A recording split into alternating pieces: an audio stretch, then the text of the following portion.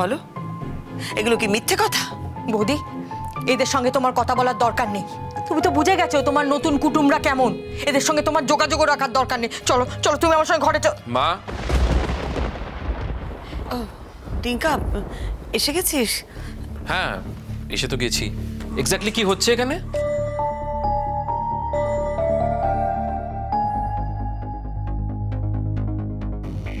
কি ব্যাপার, তোমার কি রিহার্সাল শেষ হয়ে গেল নাকি? তুমি আমায় জিজ্ঞাসা করছো রিহার্সাল শেষ হয়ে গেল কিনা? আচ্ছা, এই বাড়িতে কখন ঢুকবো, বাড়ি থেকে কখন বেরোবো, রিহার্সাল কখন শুরু হবে, কখন শেষ হবে, তার কৈফিয়ত কি তোমায় দিতে হবে নাকি? দাঁড়াও না, আর আপনারা এখানে কি ব্যাপার? কি ব্যাপার মানে? আমরা দেখতে এসেছি মেয়ে কোথায় আছে। আমরা বিয়ে দিলাম এক বাড়িতে, আর বিয়ের দুদিন ঘুরতে না ঘুরতেই মেয়ে চলে এলো আরেক বাড়িতে। আমরা দেখতে আসবো না? কেন? আমরা আশায় তোমার আপত্তি আছে নাকি? না না, আপত্তি কেন থাকবে? শুধুমাত্র সৌজন্যতার খাতিরে যদি আসতেন তাদের আপত্তি থাকতো না, কিন্তু আপনারা তো সে কারণে আসেননি। আপনারা যে বিষয় নিয়ে আলোচনা করছিলেন না, সেটা শুনতে পেলাম বাইরে থেকে, আজ পেলাম না। মা দাঁড়াও, আসলে অন্য কেউ কথা বললে সেটা শোনার প্রবৃত্তি আমার নেই, আমার সেই শিক্ষা মা দেননি। তবে এক্ষেত্রে আলোচনাটা আমাদের নিয়ে করা হচ্ছিল, তাই শুনতে বাধ্য হলাম। তুমি অ্যালাউ করছিলে কেন এই ধরনের কথা? আমি কিন্তু আপনাদের অনেকটা আলোচনা শুনেছি, আর শিওর নিশ্চয়ই বড় একটা অধ্যায় মিস করলাম, তাই না? দেখো না ডিঙ্কা বাবু, তখন থেকে এরা বৌদিকে জানোয় তাই বলে অপমান করছে, সেই সব পুরনো কথা তুলে। আমার বৌদিটার কত সহ্য করবে বলো তো? এরপরে বৌদিটা তো মরে যাবে। খবরদার বলছি, তুমি কিন্তু আমাদের সংসারে ভাঙন ধরানোর চেষ্টা করছো। সংসারে ও ভাঙন ধরাচ্ছে না, ও সংসারটাকে জোড়া লাগানোর চেষ্টা করছে। সংসারে ভাঙন ধরানোর চেষ্টা করছে তুমি। কি চাও বলো তো তুমি? ডিঙ্কা, আমি বলি কি, তুই কিয়াকে নিয়ে আলাদা হয়ে যা ডিঙ্কা।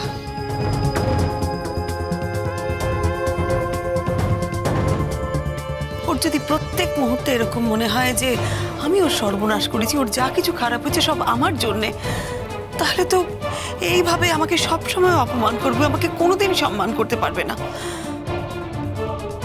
তার থেকে তুই আলাদা হয়ে যা। ও এখানেও ভালো থাকবে না ডিঙ্কা, ও সুখী হবে না এখানে। সেটা আমার প্রবলেম না, সেটা ওর প্রবলেম। আর তোমার সারা জীবন আমি সব কথা শুনেছি, এক্ষেত্রে তোমার কথা শুনতে পারলাম না। আমি তোমায় ছেড়ে এই মুহূর্তে কোথাও যাব না, আর সেটা ফাইনাল। এই কথাটা সত্যি আন্টি, আমি তোমাকে সত্যি রেসপেক্ট করতে পারছি না। তুমি যা খুশি মনে করতে পারো, বিয়ের দিন থেকে যে ঘটনাগুলো ঘটছে না, সেগুলো আমি জাস্ট ভুলতে পারছি না। কি ঘটনা ঘটেছিল কিয়া? আমি অসুস্থ ছিলাম, আমার মাথা ঘুরে গেছিল, আমি পড়ে যাচ্ছিলাম, রোহিতদা সেই সময় আমায় ধরে নিয়েছিল। তাতে কোন মহাভারত অশুদ্ধ হয়ে গেছে আমাকে বলতে পারো? ছাড়ো না মা, কেন অবান্তর কথার উত্তর দিচ্ছ? আপনারা মেয়ের সাথে দেখা করতে এসছেন তো, যান পাশে ঘর আছে, গিয়ে কথা বলে নিন। ও মা, আমরা তো বিয়ের ঘরেই যাচ্ছিলাম, তোমার মাই তো আমাদের ধরে এখানে বসাতে চাইলেন। অদ্ভুত ব্যাপার। আসলে সেটাই ভদ্রতা, সৌজন্যতা বোধ। আমরা জন্ম থেকে এই শিক্ষাই পেয়েছি, মা এই শিক্ষাই দিয়েছেন আমাদের, যে কেউ এলে তাকে বসতে বলতে হয়। অবশ্য হ্যাঁ মা, তুমি একটা ভুল তো করে ফেলেইছো।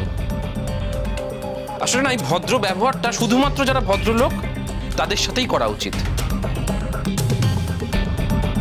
যারা আপনাদের মতো অভদ্র তাদের সাথে ভদ্র ব্যবহারটা মানায় না। প্রত্যুষ, তুমি আমার মা পিসিমণিকে এভাবে অপমান করতে পারো না, ওনারা কিন্তু অতিথি। হ্যাঁ জানি তো।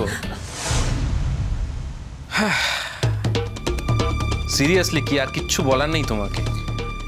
আমি খুব ভালো করে জানি ওনারা অতিথি। তো ওনারা যদি অতিথির মতো বিহেভ করতেন তাহলে আমি কিছু বলতাম না, কিন্তু অতিথি হয়ে যদি বাড়ির লোকের ঘাড়ে চেপে বসেন, অপমান করেন, অশ্লীল মন্তব্য করেন, তাহলে তো অপমান করতেই হবে। আর ছাড়ো না, আমার অপমানের কথাটা বাদ দাও, আমি বরং অন্য প্রসঙ্গে কথা বলি। তুমি কি বলছিলে? আমি রোজগার করি না, আমি বেকার, তাই না? আচ্ছা কি একটা সিম্পল কোশ্চেনের উত্তর দিতে পারবে? মানে তুমি তো জেনেই আমায় বিয়ে করেছিলে যে আমি 10টা 5টা চাকরি করি না, তাহলে বিয়েটা করেছিলে কেন?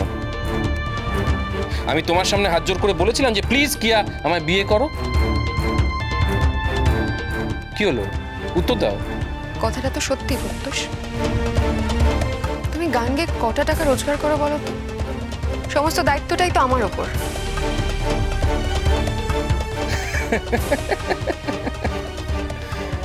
দায়িত্ব?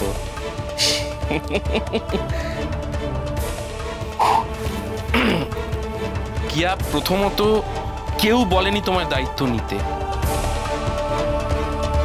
কেউ বলেনি, এই বাড়ির কেউ তোমায় বলেনি দায়িত্ব নিতে। আর দ্বিতীয়ত মোস্ট ইম্পর্টেন্টলি, তুমি কি দায়িত্ব নিয়েছো, কার দায়িত্ব নিয়েছো, কিসের দায়িত্ব নিয়েছো? তোমার রোজগারের 1 টাকা ওই বাড়ির কেউ চায় না, আমিও না, ভবিষ্যতে কোনোদিন চাইবও না। তাই যা বলবে পরের বার থেকে ভেবে বলো, প্রত্যেকটা শব্দ কিন্তু মূল্যবান। কিয়া, শান্ত হও, শান্ত হও টিঙ্কা, শান্তি করো না। দেখো বৌমার কপালে তো শান্তি নেই, শান্তির জন্য এ বাড়িতে এসেছিল, আর এই বাড়িতে এসে নতুন করে অশান্তির সৃষ্টি হলো। আমি তো এ বাড়িতে আসতে চাইনি দাদু ভাই। ওই বাড়ির দোতলাটা তো ফাঁকাই ছিল। প্রত্যুষ, তুমি তো আমাকে নিয়ে ওখানেই থাকতে পারতে। যখন তোমার মায়ের সাথে দেখা করার ইচ্ছে হতো তুমি এসে দেখা করে যেতে। কেন আমাকে এই পানিশমেন্টটা দিলে বলো তো? কেন আমাকে জোর করে এই বাড়িতে নিয়ে আসলে? আমি না মেন্টালি জাস্ট ভাবতে পারছি না যে আমাকে রোহিত সেনের বাড়িতে থাকতে হচ্ছে। ভাবতে পারো না তো বেরিয়ে যাও। Get lost. কিয়া, না দাঁড়াও না, অনেকক্ষণ ধরে অপমান করছো অনেক সামনে, হ্যাঁ অনেক কথা শুনতে হচ্ছে। তুই বেরিয়ে যাও এখান থেকে। কিয়া, very sorry to say, get lost. বিয়ের আগে তো এখানে থাকতে না, মায়ের সাথে থাকতে, সেই বাড়িতে চলে যাও। সত্যি তো এখানে কেন থাকবে? এখানে থাকার তো কোনো রিজন নেই মা। তোমার স্বামী রোজগার করে না, তোমার শাশুড়ি ভালো নয়, তুমি শ্বশুর বাড়ি, যে শ্বশুর বাড়ির স্বপ্ন থেকে তুমি এসেছিলে সেখানে তুমি থাকতে পারছো না। তাই প্লিজ এখানে থেকো না। আর সব থেকে বড় কথা, ওনারা তো এসেছেন তোমার সাথে দেখা করতে, যাও ওনাদের সাথে বাড়ি চলে যাও। যাও। শোনো, মেয়েকে নিয়ে যাব বলে তো এতগুলো টাকা খরচা করে বিয়ে দিইনি, তাই না? মেয়েকে নিয়ে যাও বললেই নিয়ে যাওয়া যায় না। সেটা বুঝতে পেরেছেন? বাহ, তাহলে সুবুদ্ধিটা হয়েছে তো। এই সুবুদ্ধিটা মেয়েকেও দিন। যান পাশের ঘরে যান, বোঝান মেয়েকে গিয়ে। আর একটা কথা পরিষ্কারভাবে বুঝে রাখুন, কিয়ার জন্য যদি আমার মায়ের শরীর খারাপ হয় আমি কিন্তু সেটা মেনে নেব না। যান পাশের ঘরে গিয়ে বোঝান। যান। মা, পিসিমণি, চলো ভেতরে চলো তো। আর এই মহিলাও অদ্ভুত, তখন থেকে ঠায় দাঁড়িয়েছে। যাও না, গিয়ে চায়ের ব্যবস্থাটা করো না। মিঠুদি, একটু চা করে দাও না। তুমি কোনো কথা বলবে না, আমাকে কিচ্ছু বলবে না। এই দুজন মহিলা তোমাকে যেভাবে অপমান করলো, তাদেরকে আমি চা বানিয়ে খাবো, ভালো মন্দ রেঁধে খাবো? আমি পারবো না। তাতে তুমি আমাকে কাজে রাখো বা না রাখো, চোখ তো সব। মিঠুদি, তুমি না সত্যি, আমি বরং একটু চা করে দিই। হ্যাঁ পিসিমণি, চলো তো ঘরে, চলো চলো এসো। আমাকে এই অভিযোগ থেকে তুই বাঁচা টিঙ্কা, আমি আর পারছি না। এই তুমি কি বিয়ে করলে টিঙ্কা? তুমি কি আগে সম্পর্কে কিছুই বুঝতে পারোনি? না দাদু ভাই, বুঝতে পারিনি।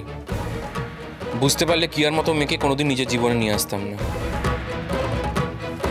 তবে একটা কথা আমি পরিষ্কার বুঝতে পারছি না, অর্ণার সাথে আমার যতই মিসআন্ডারস্ট্যান্ডিং থাকুক, যতই মতের অমিল থাকুক, কিয়ার সাথে ওর আকাশ পাতাল তফাৎ, সেটা আমি হারে হারে টের পাচ্ছি। জানো তো, আমার একটা অদ্ভুত ফিলিং হচ্ছে। আমার বারবার মনে হচ্ছে যে আমি কিয়ার বাড়ির মুখোশটাকে চিনতে পেরেছিলাম, মুখোশের আড়ালে ওর আসল মুখটাকে আমি চিনতে পারিনি। তাহলে কোনোদিন এই বিয়েতে আমি রাজি হতাম না মা। তবে একটা কথা আমি বারবার ভাবি, যে আমি আমার শেষ রক্তবিন্দু দিয়ে তোমায় কিন্তু প্রোটেক্ট করব। তোমায় অপমান করে কেউ পার পেতে পারবে না। তার জন্য যদি আমার সাথে কিয়ার সম্পর্কটা শেষ হয়ে যায়, তাতেও আমি রাজি আছি। না টিঙ্কা, না, তুই এসব কথা বলিস না প্লিজ। এসব চিন্তা মনেও আনিস না তুই। জাম্বর জীবনটা ছাড়কার হয়ে গেছে। এখন যদি তোর জীবনেও কিছু একটা হয় তাহলে আবার একটা অভিযোগ আমার উপরে আসবে। বিশ্বাস কর, আমি আর অভিযোগ নিতে পারছি না। আমি আর অভিযোগ নিতে পারছি না।